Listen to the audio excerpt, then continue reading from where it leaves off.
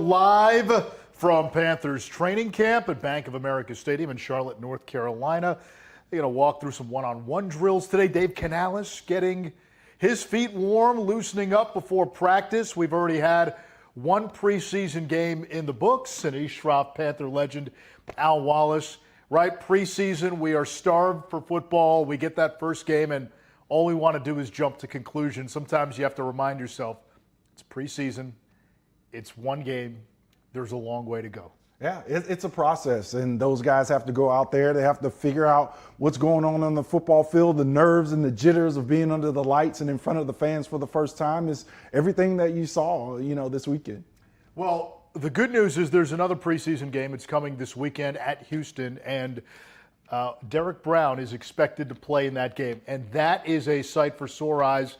Torn meniscus week 1 last year. The impact that was felt on the Panthers defense cannot be overstated. No, this guy is a space eater. This is a big dog on that defense, a guy who is going to control the middle of that unit. So when you're talking about Derek Brown, he's a guy that is the center, the anchor of the defense, and you saw what the defense looked like versus the run without Big 95 in the middle. Yeah, you take a look at that Panthers interior defensive line, and they have added some bodies to fix a run defense that was historically bad last year. They gave up 3,000 plus yards rushing, but you bring back A'Shawn Robinson. You're hoping to get a healthy Derek Brown back. Shy Tuttle is a veteran. And then, Al, some of the guys they brought in, Tershawn Wharton, who's won 2 Super Bowls with the Chiefs. Bobby Brown won a Super Bowl with the Rams. They drafted another big space eater in Cam Jackson. And don't sleep on Jared Harrison-Hunt, who's had an impressive camp. Yeah, you look at this group, and the first thing I notice is just sheer size. A'Shawn Robinson really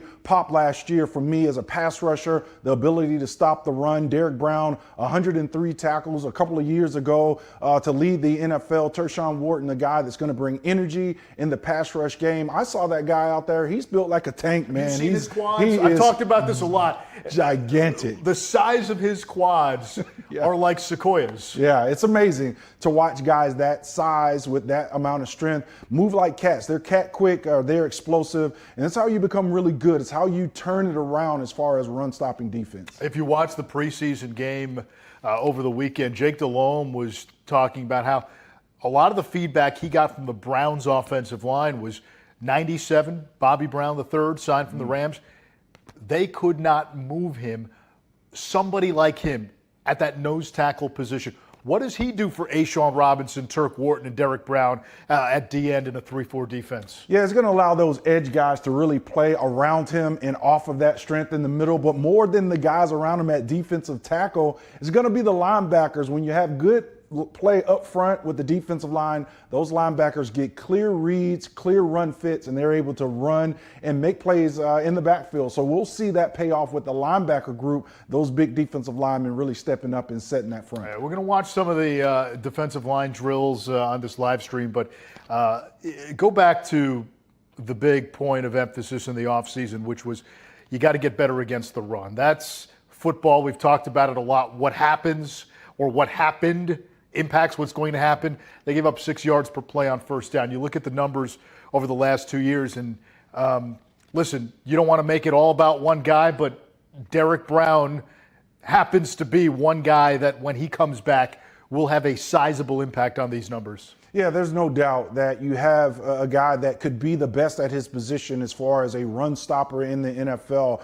Cat quick, strong, physical. He plays on the other side of the line of scrimmage. He changes those numbers dramatically. You see there from 2023 to 2024. Also, a guy like Shaq Thompson, who got hurt as well last year and not at linebacker. Those two working in conjunction impact the way this defense looked, the production they were able to amass. And Big Derek Brown is one of those guys. When you have him back, it's an instant boost. It's like getting an extra free agent, Anish, out there with DB back in this line. Yeah, and you can make the case it's like getting the best free agent out there when you get somebody like Derek Brown. That's a sight for sore eyes to see Derek Brown in full pads and a helmet out there on the practice field. And you want to be slow to go with these guys. Injuries are one of those fickle things. As much as you are excited and you want to see Big Derek Brown back out there, you got to bring him along slowly. You want him to get to the race. I remember John Fox saying that. Let's get all the horses to the line, man. We want to get them to the gate. So you want the good work in through the preseason, but you got to be careful. You want to make sure that Derek Brown is as healthy as possible come week one. Remember 2 years ago when Brown was healthy, Pro Bowler, 100-plus tackles, first defensive lineman in NFL history since they started recording tackles to post 100-plus tackles in a season. The other position where the Panthers wanted to get better from last year, you know this well, outside linebacker, edge rusher in the 3-4. Part of that, again, you stop the run, you get teams in passing downs. As you know, Al, it starts there, then you can pin your ears back. Absolutely. You got to earn the right to pass rush, and that happens on first and second downs. And you look at DJ Wanham coming in at the middle of the season, instant injection of production at that edge rush spot. Brings his buddy Patrick Jones comes in this year, and then a host of other guys. DJ Johnson's now a third-year guy, a lot of experience, and here come the rookies. Scourton and Umamielen, those two guys are going to get an opportunity to prove what they can do on the NFL level. I'm excited about this group because I think not only do you have some top-end talent in Wanham and Patrick Jones, now you have some depth, you have some youth, you have that energy that all rosters need to go out there and produce on Sundays. On that 03 team, you know, you had Peppers, Rucker, yourself, Shane Burton.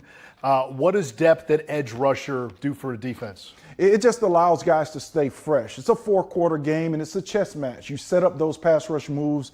You work them through 4 quarters. And what it did for us is allow different combinations, right? Is it Peppers and Rucker out there? Is it myself and Julius Peppers? And then you have guys like Kemp Rasmussen, Shane Burton, who you mentioned. You can bring Kendall Moorhead, who was a versatile guy that could play defensive tackle or edge rush. But more than that, we used what's now called that NASCAR front. We called it our Rabbits front, where all 3 of those guys, myself, Peppers, and Rucker, are on the field at the same time, and you create those mismatches. And I think if you're, Coach Avero, he now has a lot of toys to tinker around with, find out which group is best to have on the field to really terrorize quarterbacks in the NFC South. We've heard Rabbit, NASCAR. I've heard Cheetah as well, right? You just send the quicker guys. The fast guys. Go get the quarterback. Nic Scourton, number 11, who you saw there, that's DJ Johnson getting a rep. But Scourton was a guy who opened some eyes in that first preseason game. Again, you want to be careful. It's preseason. It's one game. You don't want to make too much of it. But, made a couple of tackles, had a sack, had a great hustle play. Yeah. He was kind of one of the guys when you walked away from that game, you're like, okay, this is now a player you might be able to dream on down the road. One game again.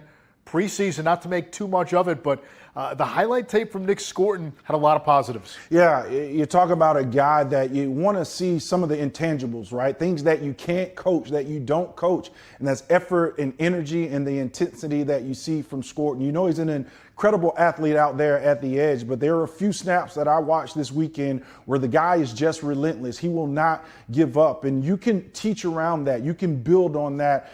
So for a guy that's coming in draft pick, trying to make a name for himself, first opportunity in the NFL to show what you have, what he proved to me is that he will flat out get after you. He's going to play snap 1 to snap 60 if he has to. And this play right here epitomizes the whole thing. Don't give up. It's not over. I'm going to still make this play. And because of that hustle, he walks away with a sack. He does. I mean, that's the type of play where, at the end of the day in the game, what was that, a loss of a yard, right? Mm-hmm. He gets a sack for it. But how does that play get received when they're watching it back in the film room today? It's the one. It's the one the coaches put on the film, right? Not in just the defensive room, but they put that on the big board in the team meeting room. That red dot shows up on number 11. This is the standard. This is how we play Carolina Panther football. And for me, being around a lot of the other alumni this past weekend, being able to see a guy like that and get that feeling, hey, this is what it looks like. Yeah. This is Carolina Panthers defensive football. This is the standard we set. A lot of guys before me set, and this young guy, he gets it. He gets it right now. You know what's scary about Nic Scourton? He's doing this. He's 20 years old. Yeah. He doesn't turn 21 till the end of the month. We live in an age where guys coming out of college, you cover the Charlotte 49ers, you got guys who are 24, 25, 26 who are playing college football this fall. He's 20 years old. You got a lot of room to grow. And that type of football player with that type of energy is only going to learn leadership, the technique that it takes to be a really good player in the NFL. So for a guy to be able to do that at 20, I play with a 20-year-old. He's now in the Hall of Fame. I'm not saying that this guy is a young Julius Peppers, but boy, if you have it figured out right now at 20 years old, the sky's the limit. Yeah, and if you look at Scourton's journey, he was at Purdue 2 years ago, double-digit sack guy at Purdue. He played at about the same weight he's at now. Then he transfers to Texas A&M. They wanted him to play with his hand in the ground. He put on about 20, 25 pounds. He was playing at about 285. Now the Panthers have him back in that 260, 265 range. So he's also showing you kind of the ability to adapt to what the defense needs. Yeah, it's about all the little things. That's about a process, right? What works best? I remember going from 275, 280 when I started my career in the late 90s because it was such a run-heavy league to about 255 when I finished up here because we were chasing a guy down in Atlanta named Michael Vick. So that changes things a lot. But you just see a guy who understands how important his nutrition is. It's his job now. It's a profession. And he has to take care of his body. He's going to mold his body in the best possible way to be productive. And if that's at 265 and he can carry that type of weight or trim down a little bit and still be physical as he needs to be at the point of attack, it's going to be a good sign to see a guy be able to figure it out this early. Dan Morgan took Nic Scourton in the second round, and Morgan has reiterated a number of times in the offseason the Panthers had a first-round grade on Nic Scourton. It rhymes with Scourton. It's Thornton. Corey Thornton, undrafted free agent, out of Louisville by way of UCF. He was sort of the other breakout player, if you will, of the preseason opener. Yeah, breakout. You mean the body slam that we saw this guy. But look, physical play, long, lean cornerback, Anish, that is going to go out there and compete. You find those opportunities. I, too, was an undrafted free agent rookie my first year in the NFL, and you're hungry for it. You want those opportunities, and see him go out there and fight and compete with J.C. Horn out of the lineup. It's a good sign. It means Dan Morgan and Dave Canales are adding depth to this lineup. Guys that are going to come in and compete. You never know when your number is going to be called. He steps up this weekend and starts to stack those days. That's what training camp is about, stacking good day after good day, production, and making sure that you show up in a positive way on film. And there you go, at WWE right there for the big guys. The ability to play cornerback, know you got to contain, come and stick your nose in there. I love the fact that the guy that's supposed to be covering is willing to get in there and get a little dirty at cornerback. Yeah, Dave Canales and Dan Morgan both told us what they liked about Thornton, his ability to be physical at that cornerback position. He played opposite Quincy Riley at Louisville this past season. Riley ended up being a draft pick, and Thornton was kind of seen as the other guy, but we've seen this in training camp too. He's gotten a lot of reps throughout training camp with the first team. It's not somebody who is maybe competing for a spot in the practice squad. He has a very real shot to make the 53. Yeah, this is one of the areas I think you come into training camp and all offseason saying, hey, who are the guys that are going to fill out around, Jackson and Horn, Smith Wade out there at the nickelback position. And now you see a guy, Corey Thornton, that comes in and says, hey, I'm that guy. I can be that guy that you can throw in, you can trust. I'll be a great special teamer. But when my number is called, I can be a rotational piece in that secondary in case anybody gets nicked up, needs a spell. So a good sign, especially a guy that, like we said, undrafted free agent to come in and make a name for himself. You have a couple opportunities here in the preseason. You got to keep stacking days together in practice and in these preseason And what games. the Panthers love, he plays a position where Carolina, let's be honest, just doesn't have a ton of depth, especially when you get past Mike Jack and J.C. Horn. Shaw Smith-Wade seems to have the nickel locked up, but you get to the second and third string coming into camp, not a ton of depth at corner. Yeah, it's about trust, and it's about that depth, right? He goes in, and we're talking about what do you take away from some of these clips from the preseason? You put it on the board. You gain the trust of your defensive coordinator, but more importantly, this is a locker room game, and if you can gain the trust of the guys that you're out there playing next to that can trust you're going to be and handle your responsibility and position, it fills you, it fuels you, and I think Thornton will continue to get better because he knows JC is going to trust him. Mike Jack has his back because he's proved that he can go out there and compete at a high level. Yeah, Corey Thornton showed well. The other thing that he did in the game against the Browns, he showed up on special teams. When you're trying to make a team, that's no small thing. It is no small thing. 10 years in the NFL, defensive end. I was going to be a backup, but I learned early on, Anish, that you got to go out there and compete on special teams. And at 6'5", 275, to be able to run down on a kickoff, guys like Thornton who won't get all the reps, they won't get all the snaps during the regular season, you better show up on special teams. Prove you can tackle, prove you can compete on special teams and make this roster. The bottom end guys like myself all those years, it's so vital. It is the snaps that make the difference, and special teams has to be the vehicle to enter you into the NFL. And that also goes without saying, right? If it doesn't work out here, you're auditioning for the other 31 teams, and when they're looking to fill spots 50, 51, 52, the ability to be a core 4 special teams player means a lot. That's right. 22 guys on the field. How do you stand out? How do you show up? And you do that on special teams. When other teams turn on the film and they're looking for guys to compete and to fill out their roster, injuries, things that happen, they're looking for someone who pops on film. Guys like Corey Thornton pop out because of the effort, the energy, and the hustle that they bring to the table. So special teams is vital. It's the third phase of the NFL game, and people often forget about it when they're looking at the quarterbacks and the shiny receivers. Yeah, so, you got Corey Thornton who's making a case for the 53. You still have a guy like Shamar Bartholomew who, in a lot of ways, was a Corey Thornton type in camp last year. He started with the Jets, impressed the Panthers in the joint practice when the Jets played Carolina, and then after cut day, he was available, and it wasn't just Carolina. I think Bartholomew had the most waiver claims put in on him. Carolina at the time had the number 1 waiver claim. They picked up Bartholomew, who was rostered all season. Yeah, those joint practices didn't happen very often when I was playing in the early 90s and 2000s, but now they're vital. They're more critical, I believe, than some of the preseason games. You have 2 teams, 2 staffs, 2 scouting departments that are on the ground. They don't get to watch you on film. They get to see you in person. And, man, can you make a difference by going out there, the hustle from drill to drill, the competing in the one-on-ones. That doesn't show up in a preseason game. There are limited snaps and opportunities, but in joint practices is where a guy can make their name. All right, I'm told we're going to have some one-on-one drills here. So wide receivers, DBs going at it, one-on-one. That's Hunter Renfrow. Didn't play in the game against the Browns. Been a little banged up with a hamstring.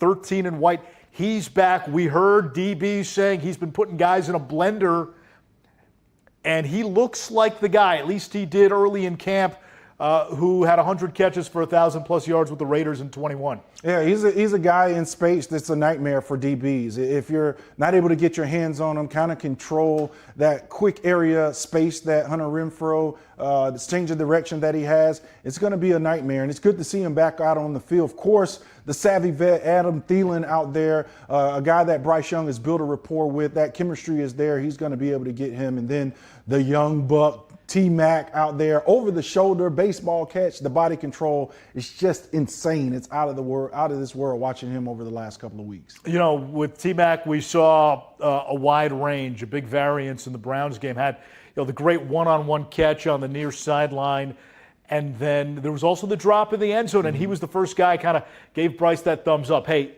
I know I got to catch that. And Steve Smith on the broadcast, kind of brought it up. Hey, college open and pro open, 2 different things. The game moves a little quicker. Especially down in the red zone, Anish. You got to know that that clock is speeding up, that your quarterback is on time, that he's going to hit that back foot. He sees the window. Bryce Young let the ball go. T-Mac has to get his head around a lot quicker down there in the red zone, knowing that ball is going to be on the way. But these are all part of the growing pains of training camp. You want to see these things now. I know if you're Dave Canales, I don't want to speak for him, but you welcome some of these opportunities, some of the mistakes to go back in the film film room, get back on the practice field today, and be able to teach off of the things that didn't quite go your way this weekend during the preseason game. So T-Mac's going to be a guy that's going to learn. You won't see him make those same mistakes twice. I've learned that over the last couple of weeks. This guy is a sponge. He is soaking up every bit of all those veterans around him, teaching him the game. Yeah, there was another wide receiver who I thought really impressed. His best play ended up being called back due to a penalty. That was Jaylen Coker. He had the Panthers' lone touchdown. You can often get persuaded and biased by where a guy is drafted or where he isn't drafted. At some point, that stops mattering, like with Adam Thielen, undrafted free agent. It feels like we're going to get there with Jaylen Coker. You see the catch there by T-Mac.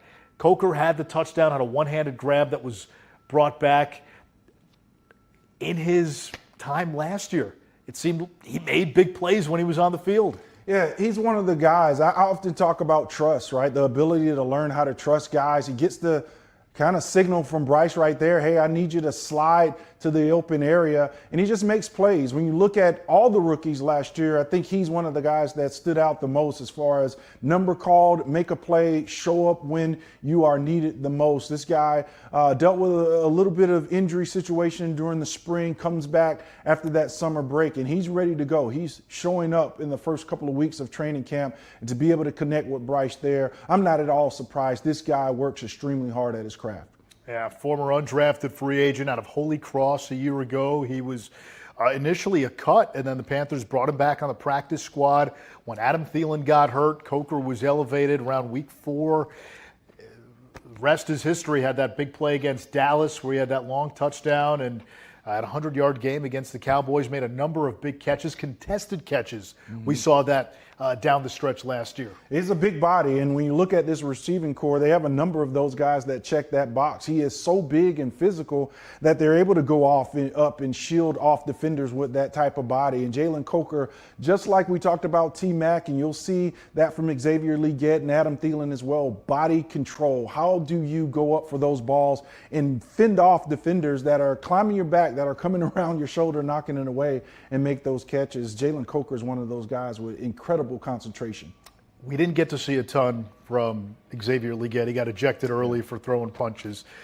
Learning lesson, obviously, and Dave Canales, said after the game, hey, can't do that, have to show restraint. What is the teaching moment there? Yeah, I'm a guy. I'm all good for a fight. I love it. I like the attitude. I want to see you kind of get in guys' face. Right, the standard, the culture for those wide receivers, and we heard Dave Canales say it, is that be hands-on at the end of those blocks, at the end of running plays, and that's what Legette was doing. He was doing what he was coached to do, but at the end of the day, it is some control, it's some restraint, not throwing blows. So if you're going to do the tussle, the face mask pulling, I'm all for that. Make sure you're not backing down out there on the football field. I don't believe in that, but you can't put your team or yourself in a position where you're throwing hands. We're going to watch one-on-ones, O-line, D-line drills here, Al. This firsthand. Favorite part of it. Favorite part of practice, because you get to go out there and start to add little tools to your tool chest, right? What am I working on today? Is it my chop? Is it my spin move? Is it my speed to power? And you'll see these guys on the edge as well as big guys in the middle. You see big Derek Brown right there about to get his rep. Physical. Can you close down the pocket? Can you push those guards and those centers back? Right now they're doing two-man stunts, so they're working some of the TT stunts, some of the ET stunts, and just getting to the quarterback, man. How can you get to the quarterback, get the quarterbacks on the ground? Derek Brown against Robert Hunt on that last rep. Titans. I mean, that's a Richter scale rep right there. Yeah, two big guys. I play with big Chris Jenkins, and of course Kevin Donnelly and those guys had to deal with big Jinx. But when you see Robert Hunt, a massive man in his own right, and Derek Brown, number 95, go at it, that is as good as it gets. That is big on big, good on good, and those two guys are getting each other better. We just saw 91. That was newly acquired Pat Jones coming over from the Vikings. 7 sacks last year. 33 is the rookie, Princely Umanmielen, third rounder out of Ole Miss, who also played at Florida. Another guy they say bend. They like the spin move. When they say bend, What are they talking about? Yeah, they're talking about being able or having the ability to get underneath the hands of that offensive lineman who's trying to punch, who's trying to keep you away from the quarterback, getting to the quarterback by great ankle flexibility, great hip and knee flexion to be able to get underneath that block. When you see really guys with really good bend, they're able to get down and kind of put that inside hand, scrape the ground as they turn, go underneath the outstretched hands of the offensive lineman to get themselves to the quarterback. So a flexible guy like Princely is able to do that with ease. Now watching Shy Tuttle, who started 15 games last year.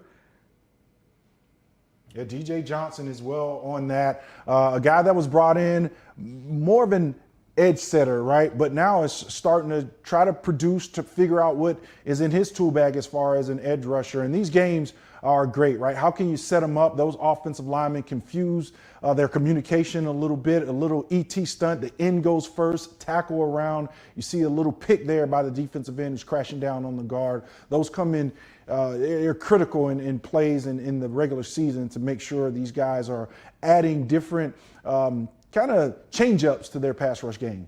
96, Jaden Crumity, 6th-round pick out of Mississippi State last year. And, you know, Al, guys like Crumity, 6th-rounder last year, DJ Johnson now in year 3, even though he's a former 3rd-round pick. These are guys who are very much competing for roster spots now. Yeah, you feel the pressure.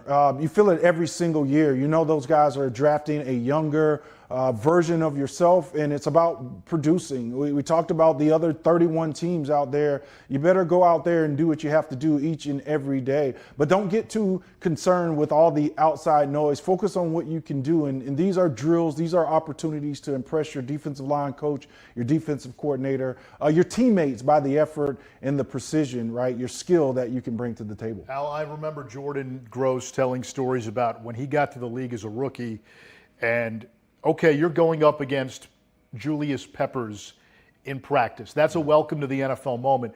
We just saw a moment ago Nic Scourton going up against a veteran in Taylor Moton who's been about as rock solid as you can ask for in his time with the Panthers.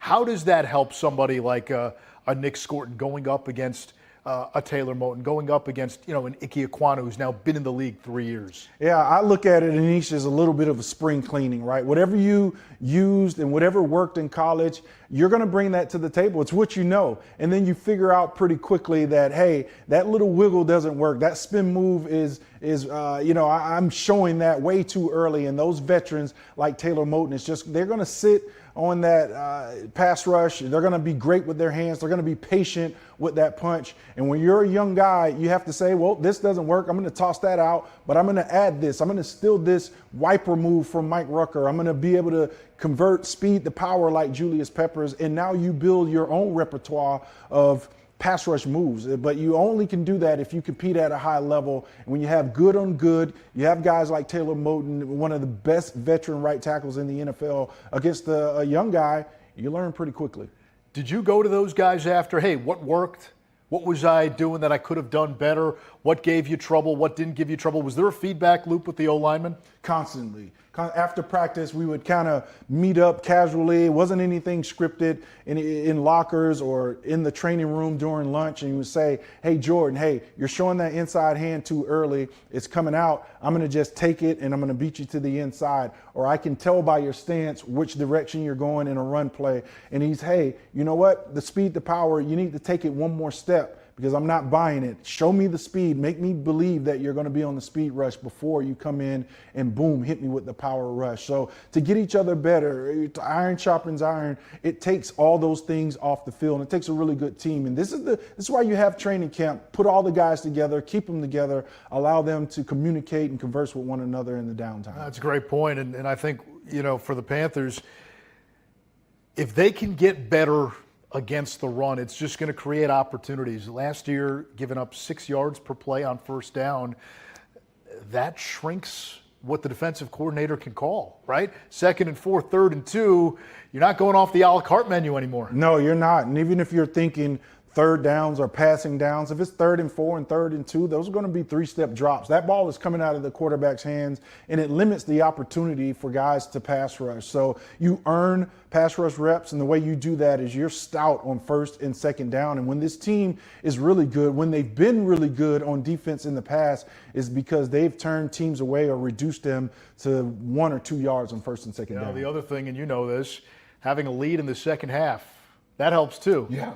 You're allowed to go hunt, right? Teams are going to have to pass the ball. They need to throw it to kind of catch up with the lead in the second half. If you're able to do that, you're talking about pinning your ears back. You should have seen us jockeying for position to come off that sideline, the pass rush in second half of football games. Now, I played on the Cardiac Cat, so it wasn't a lot of those opportunities, but boy, did we have fun when we knew we had an opportunity to go out there on 3rd and 10. You lit up with that. Hey, lead second half. I mean, you turned into an old pass rusher again. Let's go. Yeah, it's the fun part of the game when you can do what you're supposed to in the first half of football games and get that lead in the second half and come out and close the door. And you just want to slam it shut. And the way you do that is to go out and dominate the first half, and then you go out there and you put your foot on their neck in the second half. I know a lot's made. It's one preseason game. We've got another one coming up this weekend against the Houston Texans. We'll be in Houston for that one. We've got one more live stream as well. That is August 19th. So next Tuesday, 1 week from tomorrow, one more live stream of Panthers practice. We're getting closer and closer to the season. A lot of fans out there, too. Every year around this time, we will come out with a Camp Confidential. It's a nice little mini documentary. Our great digital team with Jack Chapman, they put this thing together. Well, Camp Confidential is coming out this year. It just has a new name. It's going to be called Blueprint, like you've seen with a lot of those other mini documentaries. So Camp Confidential, Blueprint, it's all the same thing this year. It will be released, and it is coming soon. It'll give you a nice behind-the-scenes glimpse at Panthers training camp. Excitement continues to build for 2025, Al. Yeah, I'm excited. This is a young team. We saw their first opportunity in the game. Now they get to go out there, refine some of that, get ready. The point is to peak Week 1 Jacksonville. All right, he's Al Wallace. I'm Anish Shroff. Again, second preseason game this Saturday. One more live stream of practice next Tuesday.